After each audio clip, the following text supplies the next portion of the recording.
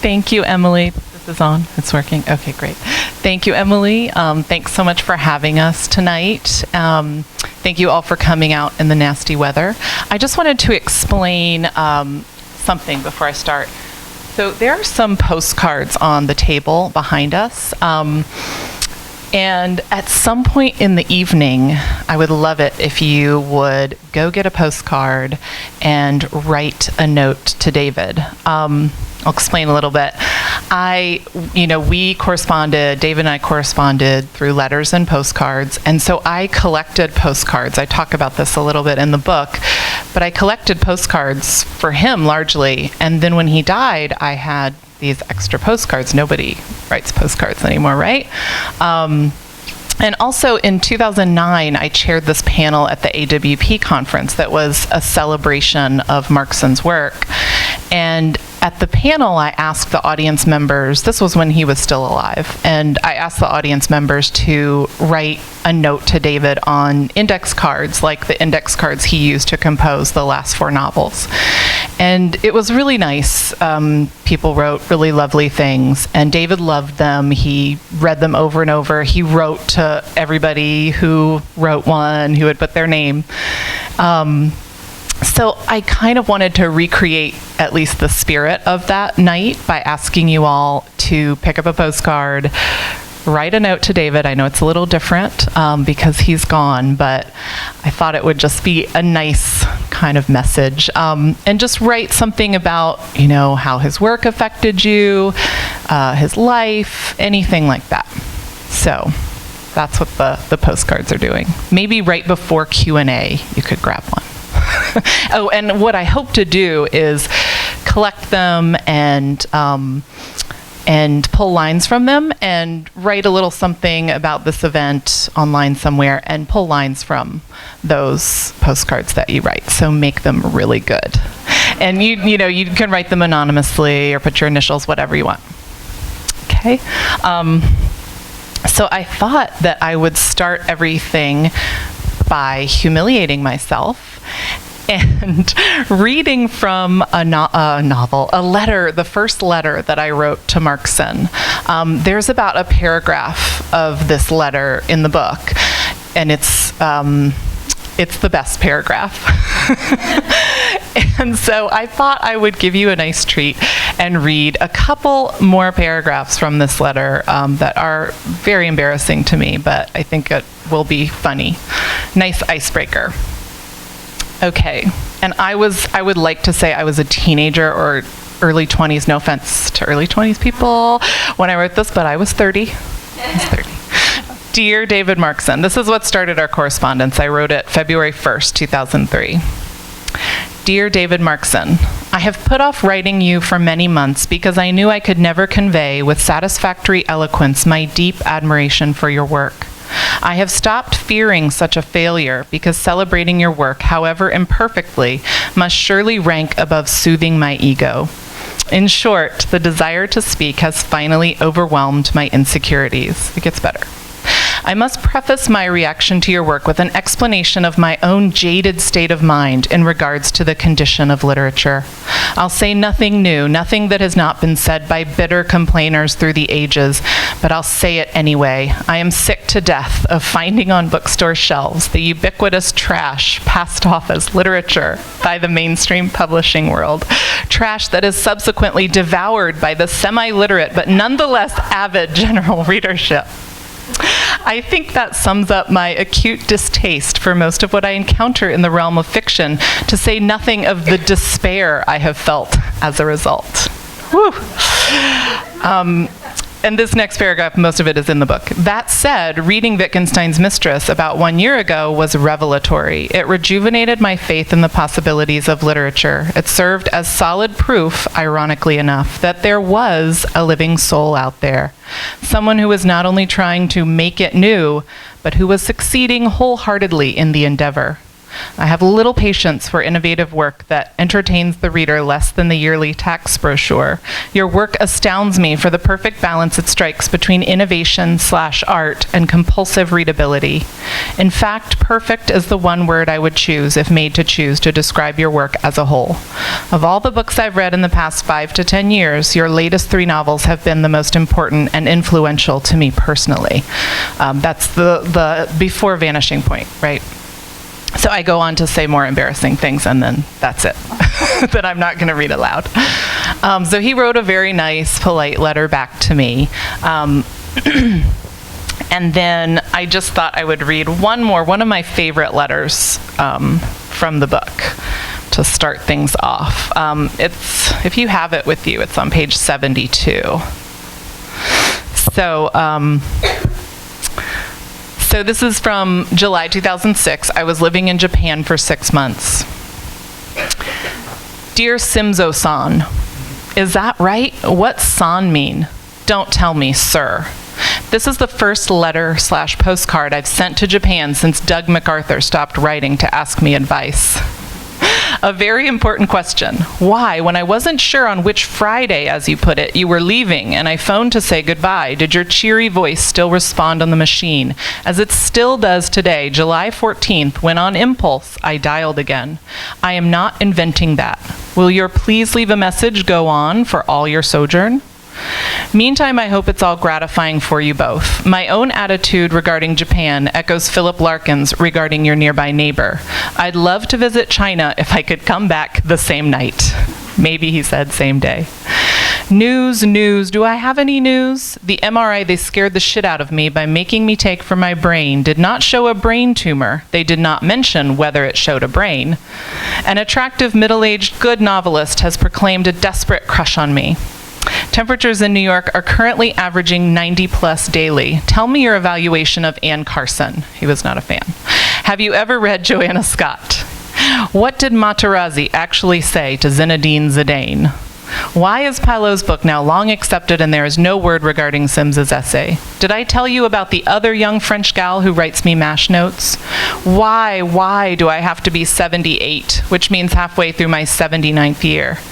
Is there no way to transport every central figure of the Bush administration to Guantanamo in place of 95% of the people there now? Can we ship Scalia, Thomas, Alito, Roberts along with them? When you come home, will you stop by and put my message on my answering machine with your energetic, cheerful voice for me? I am desperately trying to start a new book. Love, and to Corey, David. So I think that really showcases his voice. Anne, does that sound familiar? Sounds very familiar. Did he talk to you about trying to change the way he was writing that last book? No. He didn't? Okay. Honest. Yeah. Okay, so he was trying, for those of you who don't know, he was trying to write a novel after the last novel, which became his last novel, but, and he was really trying to break out of that form of using index cards to, compose. And he just kept failing. He just kept getting obsessed with things that he read and, writing an index card. So, I think he was disappointed with that, but he did try to break out of that. Mm-hmm. I knew that much. I have no privileged information. Okay. Doesn't make an interesting answer, but I don't know. Okay. Yeah, I have another little paragraph I wanted to read that mentions Ann Beattie and brings up a topic that is often discussed in regards to David. It is on page 19.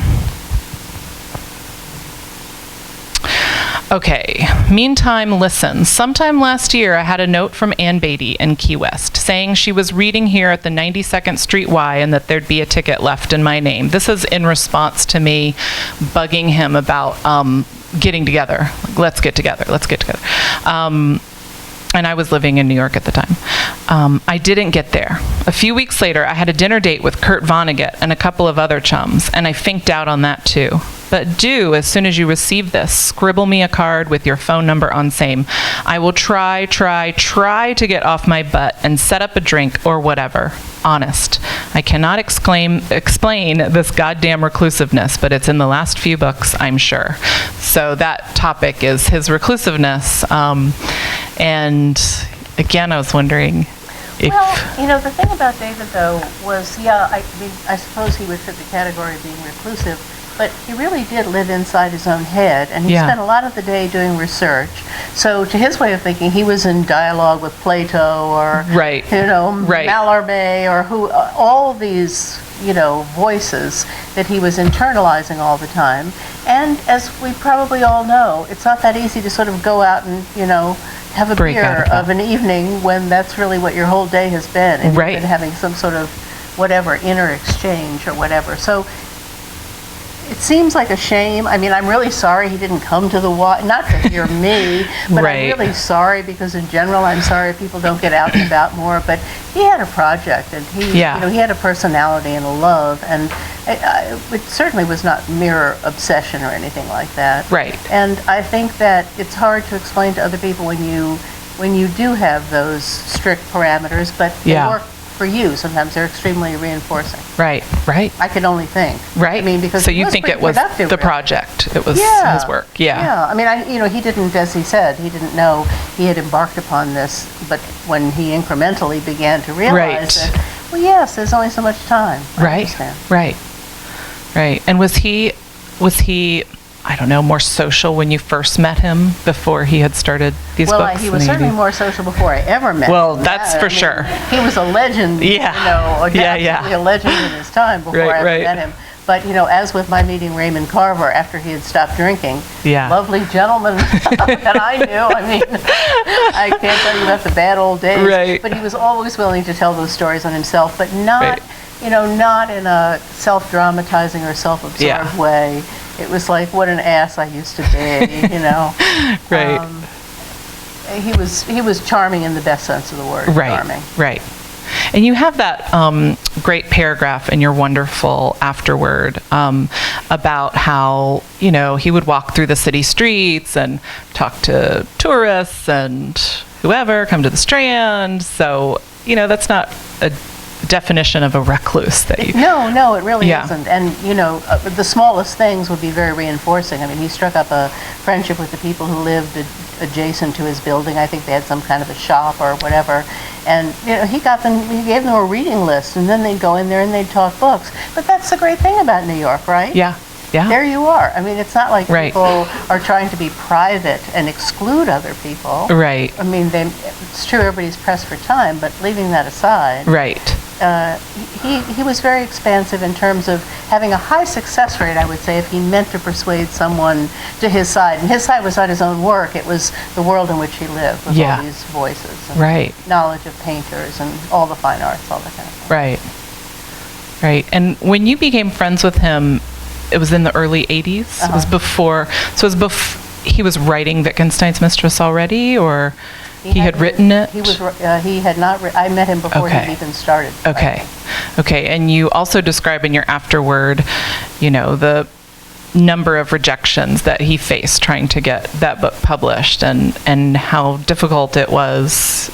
It put strain on the friendship, or you said there's some things had stepped in between you because you'd had a lot of success publishing, and so was that... Did it really make it difficult? Because it sounded like you still maintained a lot of contact with him, too. Well, it was always a sort of subplot or something, but neither of us had created the plot or the subplot. Right. So it's not to say that it was with any acrimony or any awkwardness or anything like that. Right. But how could I not feel strange? I mean, here was somebody who was absolutely brilliant, much older than I. Yeah. Who was having just the worst luck in the world, and I was then having very good luck. Right. Of course, it makes for awkwardness, just does. Right. And do you think that can you explain why he, at least in his lifetime, we don't know what's going to happen from here on out, but can you explain why he hasn't become an American standard or, fiction, like a big name in fiction, at least while he was alive? That's quite the question. How many of you out there, let me ask, have read David Markson? I mean, are you... Oh, yeah, I mean, why would you be here tonight, particularly, I guess, if that's true? That is a very interesting question. I would really maybe later in the questions, I can hear something and not cut you off by saying what it is that I think slightly.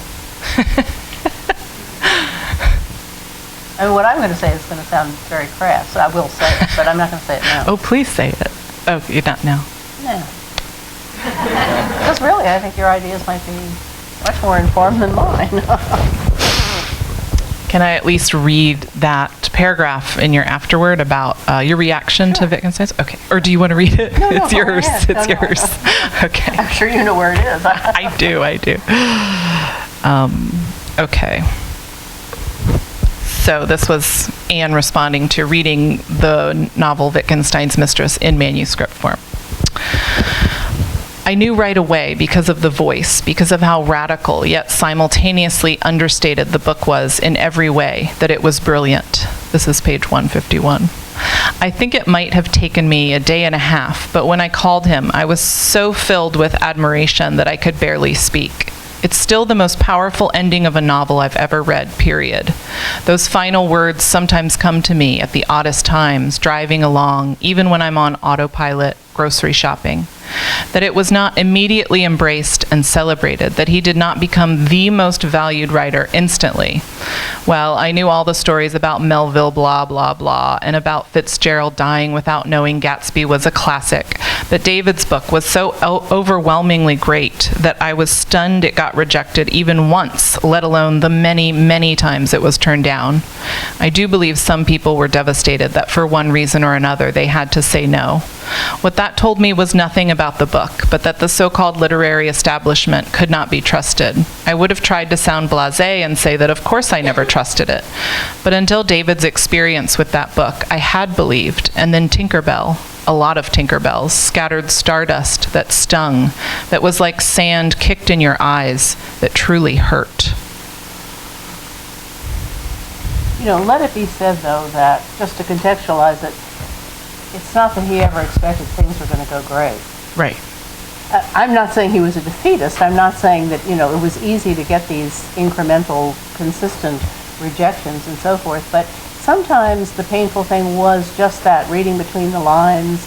I wish I had been able to put my hands on it, even when I was writing the introduction, but, you know, he would send some message, and I mean, really, he would type something out in a postcard, even though we both lived in New York City at the time, so I would get that kind of, it was always disembodied and yet not. I mean, nobody else sent me those postcards, and there was the word from David, who was many blocks away that day, you know, whatever he was thinking about.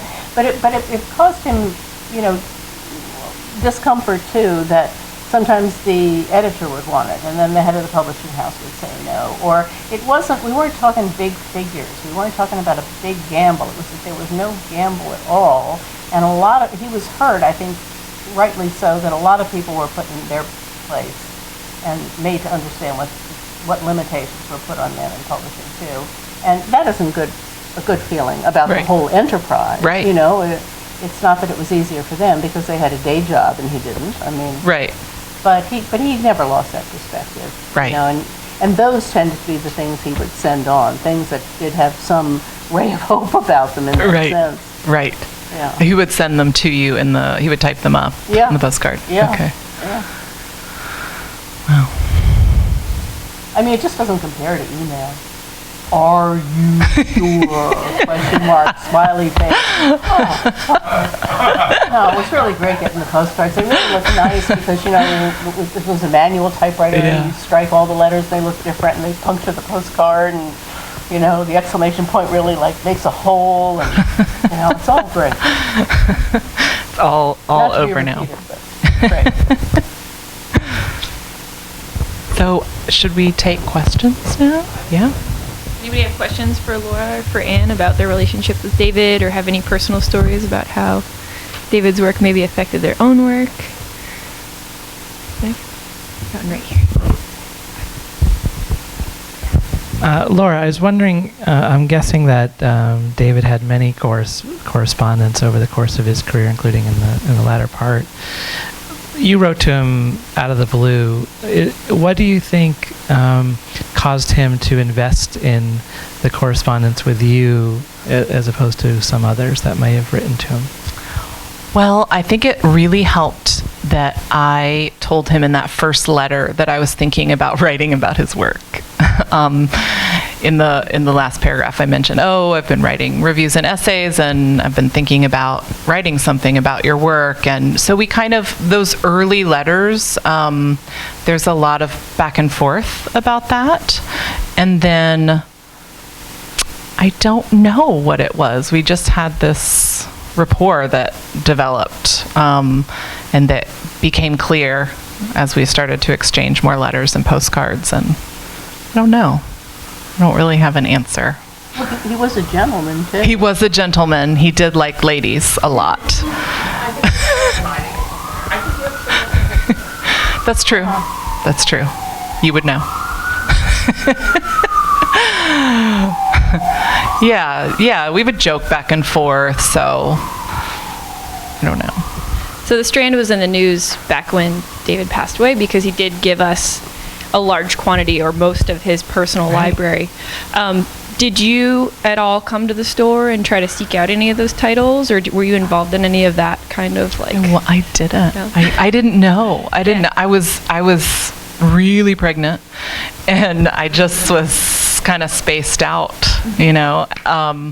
It was only fairly recently that I found Tyler Malone's site, the Tumblr called Reading Markson Reading, which collects the marginalia that people found in his books that made their way to the Strand. He posts, I think it's not so active anymore, but he posted images of David's marginalia from all those books. Really cool site, you should look at it. But no, I wasn't. So lame, but... Everybody knows about this, right? I mean, it was misreported at first as though the family didn't care and they just sort of dumped all them. the books. And quite the opposite. It was his wish, that, you know, whether they were notated or not, that they come to the Strand, because it was his home away from home, right? Right. It's all a very nice thing. But the first I heard of it was something that popped up. Somebody sent me a link to something on the internet, and it was, and I too thought, how awful. No. Well, he did spend a good deal of time here. I know there's a story that one of our head cashiers likes to tell about seeing him browse one of our front tables, the Strand 80 table with some of our best-selling titles. He's standing there. Wittgenstein's with Mistress was on the table at the time, and he's talking to a woman, and the woman's talking to him, not realizing that he's David Markson, asking for a recommendation for his son. He's just like, you should pick this one up. She's like, really? He definitely did have a sense of humor. That's great. Anybody else have any other questions out there tonight? Comments? All right, one in the middle. I was just curious, you said something about his research method, and I'm curious if either of you could say what that entailed, because there is this sort of, the image of him as a recluse, so not library research, and it preceded sort of internet rabbit hole things, so I was just curious. But then it was so interesting because, as we all remember, one thing would lead to another. You know, you'd go to the card catalog and you'd just see just like the internet, the name of a book you didn't know existed, or you'd read a footnote and it would be citing somebody, and you think, well, maybe I'll pick that up. You know, so it was sort of all-encompassing. But yes, you're right. Nor do I think he had a sensibility that would have been very pleased if he could have Googled anything he wanted to about Machiavelli or whatever. You know, I mean, I really can't imagine that happening. And he had his own very nice library at home. He had an amazing library. So, use that. And what? So, you know, writers will do anything not to write. So he would spend 3 weeks trying to find a particular quotation and sometimes not succeed. That's great. That works. That does the trick. Yeah, and he persisted in that after the advent of Google and all that stuff. He did not like the internet. So, yeah. Anybody else? Yeah. I'm going to bring you. What do you know about his revision process? I just wonder if with writing on the index card, how that influenced the way he revised. I don't know if he ever talked about that with either of you. I don't know about it. I mean, I think he endlessly revised, you know, like there's a quote in here somewhere about, I know what it is. Actually, it's perfect because it's him bitching about the internet. So I had mailed him, I had mailed him, I had found a bunch of reviews online, of Markson's work, and I was so excited. It's like, oh my gosh, there's so much love for him out here. I've got to share this with him. So I printed out a bunch of stuff, and I sent it to him, and he had said, I'd said, oh, I found these blogs, and I'm going to send you some of them, and he's like, what the hell is a blog? And please don't send me anything unless I'm really going to love it. And I said, so I did. And, oh gosh, where is it? It's somewhere around here. Sorry, it's really good. Here we go. Okay, so it's from 2004.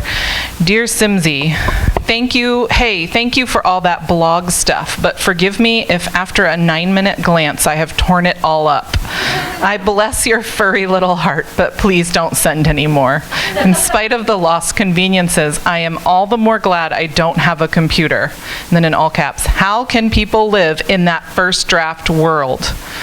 They make a statement about my background, there's an error in it. They quote from a book and they leave out a key line. They repudiate a statement of fact I've made without checking or go announcing I'm a fake when the statement is 100% correct, etc., etc., etc. God, I have just taken the sheets out of the trash basket and torn them into even smaller pieces. So here is the revision. Let's see. I would rather spend an hour and a half trying to solve the roughest first draft of a note for the new book that will eventually be endlessly rewritten than ever read another word of the internet. Don't be sore. So yeah, he revised those little notes a lot. And then he would also, part of the revision process, I think, too, was, he would be collecting these notes in his shoebox tops, kept them in shoebox tops, and then he would shuffle them, and then he'd, keep collecting and shuffle again. And so that was part of the revision, too, was just the ordering. Yeah, one in the back. Who wants a vase of flowers on their table if they're a writer, right? Your shoebox. Yeah, shoebox full of words. It was right there on his dining room table. Yeah. I worked with David Markson at Counterpoint and Shoemaker and Horde, and had the interesting experience of sending him proofs. And he would be furious if there was a line break that was wrong. He would sometimes change a comma or a period, and sometimes, in fact, would send a postcard with the correction.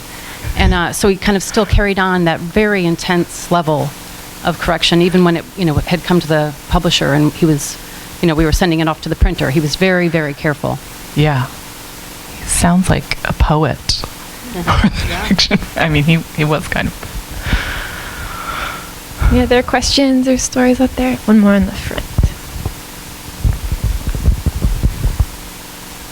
Yeah, it sounds like he's had trouble supporting himself. That's the impression I get, because he's not very successful as a writer. And then it says that he was a somewhat college professor. Like, how did he earn a living? How did he get by? Because so many writers are professors and they make money and that's their job, right. Really. But he doesn't seem like he did that for a while, but he did write some commercial novels, 2 or 3 mystery novels, a Western, and the Western was actually made into a Frank Sinatra film. And so I know he had some royalties, and He had real money problems, is the answer. yeah, well, yeah. Dude. Do you have a question in the back? Okay. David lived in a rent-stabilized apartment on 10th Street, and he had subsidized housing. If he earned over a certain amount of money, he would lose his housing subsidy. So when he was given or offered an award of cash, he would have to turn it down because it would take him off the subsidy. So in a sense, it reduced his resume considerably, but it was a practical matter. In terms of him not going out often or being a recluse, he had irritable bowel syndrome. He was embarrassed to go out. What did you say? I'm sorry. Irritable bowel syndrome. Oh. Yeah, he did it. Any other questions or stories? This might be a really good time. Oh, we get one more in the middle, and then we can move on to the postcards. To go back to your question with regards as to why he's not an icon as of now, I'm just curious if, Anne, you wouldn't mind Oh, now you can say your crass thing. going there and telling us what you really have on your mind in, with regards to this question. Age. Age.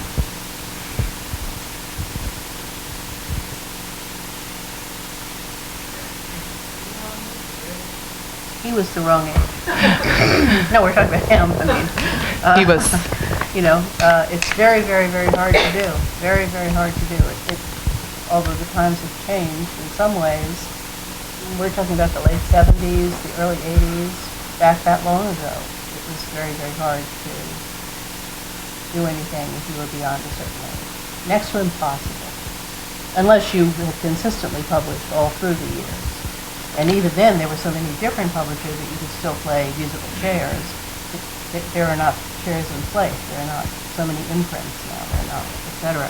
So it wasn't a stunning and unprecedented problem or situation. It was actually the usual situation. You look at somebody like, let's say, Paula Fox, really superb writer who's, I believe, in her 90s now, or at least 90, something like that. Certainly she was 75 or 80 before there was a huge renaissance of interest in her work. People, younger writers who admired her wrote introductions. Her work was reissued. Certainly a great deal of regard among other writers. It does happen, but then I can tell you the counterpart to that, and that would be a woman named Nancy Hale, who almost no one has heard of, who had, I believe, something like 75 stories in the New Yorker during her lifetime, and they were good, too. And everything's out of print, and no one has written a fancy introduction to anything new by her. There is a University Press biography that came out about a year ago, maybe very good for all I know, I haven't seen it. But I mean, for every Paula Fox, there are so many Nancy Hales. And David Markson, being a man, being in the situation that he was in, not well connected at all. I mean, he had an agent, his ex-wife. I'm not saying he didn't have, the formulaic things in place, but he didn't have any panache beyond those formulaic things in place. And really, there's just an expiration date. That's it in America. What do you think it is? What is the age date? What's the age? 40. 40. 38. We'll see. Have me back next year. I'll talk about some other writer. But he had published a couple of literary novels before Wittgenstein's Mistress, before he was, going down, and Springer's Progress, before he was 40, right? Probably so. Yeah. Probably so, yeah. I mean, he But was you doing think just okay not- to that point. Yeah. To that point. And of course, he spent some time out of the United States. I mean, Right. there are any number of factors, and I don't think he was sorry to have made the moves that he made. And I think he was very happy actually to have arrived at something that made sense to him, regardless of what the exact reception was. Right. I mean, and who isn't happy to be on a roll in effect, Right. at whatever age? And here we all are tonight, and there are many other people. There's so much discussion on the internet that I wouldn't look at it only for that reason. I'd be on sensory overload. I'd be deeply confused, and I'm confused enough about all of it, having sort of been there Yeah. for some of it. But there's a lot of interest, and that's a good thing. That's Yeah. wonderful. Yeah. I never give these books to people as a present that they don't thank me very much for these books. I mean, of course, I'm choosing who I think will sincerely like them, but no, you can. You'll make a convert if you buy some of these books. Yeah, another one in the middle. I teach at NYU. Some of my students are here, but I teach Markson almost every year. Do you really? I really do, yeah. There's a particular class that I teach most years. This year, I didn't teach it because I was on leave, but I teach it most year. And I teach it at the end of this particular course, and I have never had a class in which the students did not completely fall in love with Markson.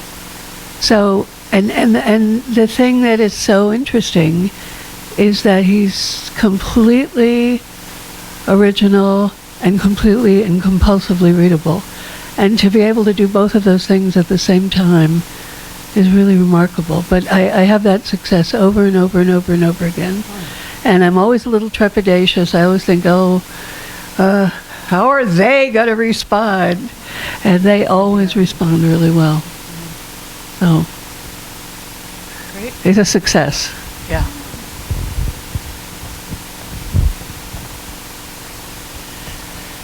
Great. Well, I think this might be a good time to let everybody come up and grab a postcard if they'd like, or like to write a letter to David, and come up and get a book signed by Laura. Thank you guys so much for joining us tonight, Laura and Ann. It's been really enlightening. Thank you. Thank you all for braving the weather, too. I know it's gross out.